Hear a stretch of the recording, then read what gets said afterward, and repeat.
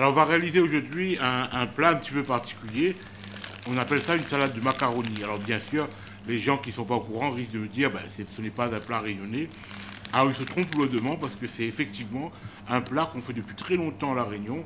Cela montre bien à quel degré de métissage est notre cuisine. Certainement, on a retrouvé ce plat dans des régions italiennes et on le fait depuis très longtemps à La Réunion. Donc, c'est un plat tout simplement. On fait cuire donc des macaronis.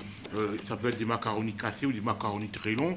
On faisait cuire dans beaucoup d'eau bouillante, salée. On les égoutait et bien sûr, on mélangeait avec un mélange d'herbes, de persil, d'oignons verts, du fromage. Bien sûr, on choisit aujourd'hui le fromage de son choix, mais autrefois, on prenait de préférence le fromage coco de mort, le fromage les dames dures, qui était le seul fromage qu'on trouvait facilement dans les commerces, dans les hauts de l'île et tout.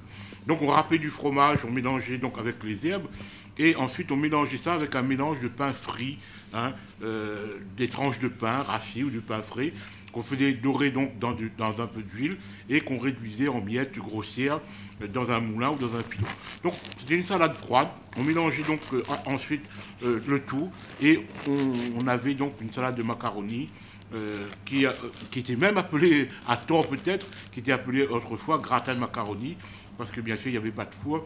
C'était un gratin, je dirais froid, gratin entre guillemets, mais nous on l'appellera une salade de macaroni. Alors, c'est une entrée. Hein, les gens avaient l'habitude de le manger, donc sous forme d'entrée, avant le plat principal. On le mange éventuellement accompagné avec un rôti de porc. Alors, dans les repas de fête, autrefois, on avait l'habitude de manger donc un premier plat et on appelait ça au pain. Hein. Donc on mangeait, soit ça pouvait être un hachard de légumes avec un rôti de poulet ou un rôti de porc. Et des fois on mangeait même un civet, hein, un civet de canard par exemple. Et on pouvait donc utiliser cette salade de macaroni, ce gratin de macaroni, pour accompagner des plats en sauce tels qu'un civet d'oie ou un civet de canard. Et ensuite seulement venaient donc les plats, les plats qui étaient servis un peu plus tard dans le repas, beaucoup plus épicés, tels qu'un curry bichic ou un curry langouste ou un curry masala, etc. Donc ça, c'était dans les occasions de fête.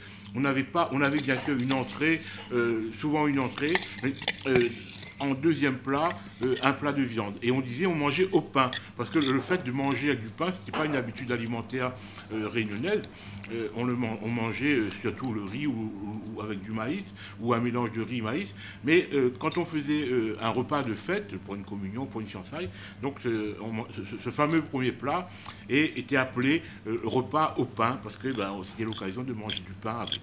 Donc vous voyez que la cuisine réunionnaise est vraiment très diversifiée. Elle est très riche aussi par rapport à son métissage.